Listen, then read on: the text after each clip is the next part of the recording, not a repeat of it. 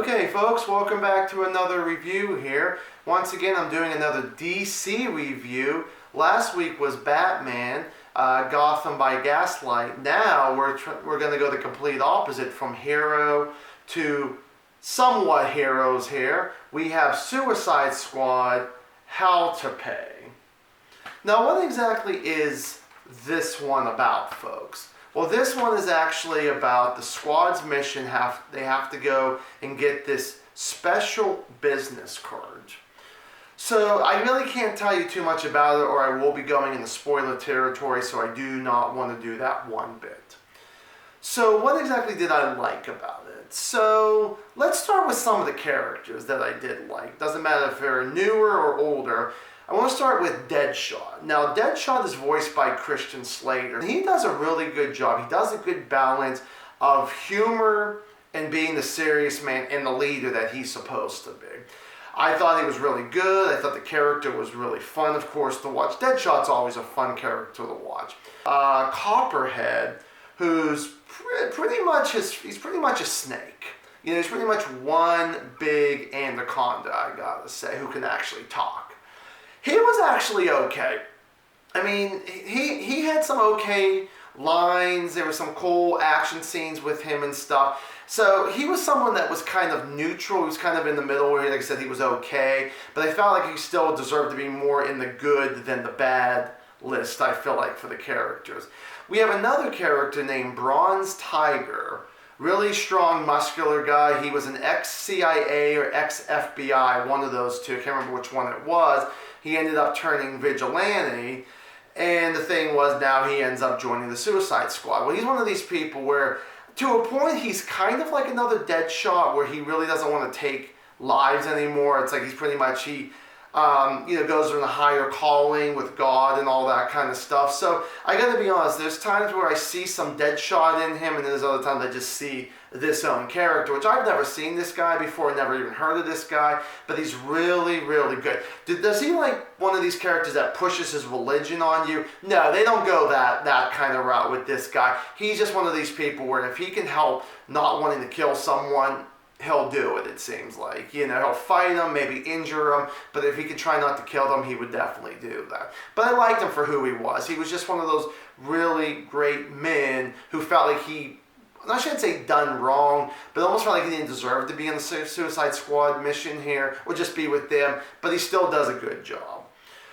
Captain Boomerang, gotta talk about this guy. This guy was probably the biggest comic relief. That's right, I'm gonna say that one more time. He was the biggest comic relief here. You're probably thinking, wait a minute, we have Harley Quinn. I'll get to her here in a moment or two. But I gotta say, he was really funny when he needed to be, and I guess very little that he was serious, but I did like his humor. I felt like each one kind of got a little bit better, and then, yeah, kind of up and down, but a lot of times I thought his humor was really good. So I gotta say that the action scenes were really excellent. Those, of course, what really kept me going here. Really good for what it was here. Very gory, because this is definitely a rated R film. Now we gotta get to the stuff I did not like. Wait, I forgot to mention one more thing. One more thing that I did actually like was Amanda Waller, that she gives them a Winnebago to drive in. You have this dysfunctional family with a bunch of hotheads in this little space. I was expected to be a lot worse than it was, literally like them bickering like family, and you have like Deadshot and Harley Quinn as mother and father. Okay, I apologize there. So now what I did not like, I gotta talk about the characters once again in this one. Let's start with Amanda Waller. Amanda Waller is voiced by Vanessa Williams. I like Vanessa Williams. She has always been a good actress, no matter if she does movies or if she does TV. But her playing Amanda Waller, really, she didn't have that attitude that character really has in the comics, and even in the one movie, the live action one. But that's really the biggest thing, was that, you know, she tries to do the attitude, but it does not. It comes out more silly than serious, I gotta say. Now we're gonna get to Harley Quinn. I know.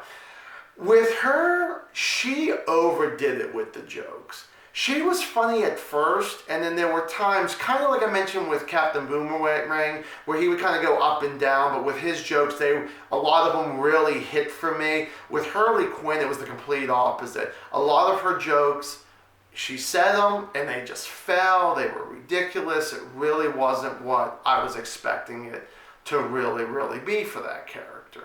And what else I really didn't like about it was there were way too many villains. There were way too many that they had. They tried to cram them all in this movie that is, what, about 86 minutes long. With that little bit of short time, trying to give everybody their shine, no matter if it's hero or villain, I really was not too thrilled with that. Now, of course, just like anything, this had a lot of slow perks before you even got, some good action. It seemed like there was definitely a far in between action when you had your slow perks really cramming in. But I gotta be honest, my number one really bad thing I did not like, and this had something to do with Deadshot and nobody else. Deadshot had a side mission. The thing was, Amanda Waller didn't even know about this, at least not right away. And of course, when she does get a chance to talk to Deadshot, she yells at him about this. I really don't want to give this away on it either, just like the business card, a little too much of a spoiler. But he ends up going to do a side mission, and as an audience member, I just think it was the worst thing that they could have done. I know that there was a point behind it. I get the point behind it, but I really felt like that if you're going to do this side mission, that you could have made it a lot better than what it really was. It just felt like it was such a waste of time, that you could have taken that entire scene out there, or you could have done something else, honestly. Now to the bottom line. The bottom line, I gotta be honest, is that you should have only had one villain. I would love to know more about this one villain other than a quick little flashback that Amanda Waller was telling Deadshot at one point through the film here about who this guy really was. They kept calling him the caveman, but he was actually so much more than that. I would have loved to see more about that villain there instead of all the other 3 or 4 villains that they tried to even put in front of the caveman, which really didn't work out for me there. When I mentioned about the thing with the villains here, I just feel like that the villains, or even your heroes of the Suicide Squad, a lot of people took a back seat in this film where you really didn't know a lot about them. It was just like, I really wanted to know more about some of these characters, some of the new people in Suicide Squad. Again, briefly mention them too, mention this one caveman villain and all that. I just really wish that more people had a shot to shine than they really did. Now let's get to my rating. Now, I gotta be honest, I really feel like I'm being a little generous, a little extra half star than I originally was gonna do, but I'm going to go 2.5 out of 4 stars. 2.5 out of 4 stars for Suicide Squad, How to Pay. So thank you guys so much for watching another movie review, and as always, stay awesome.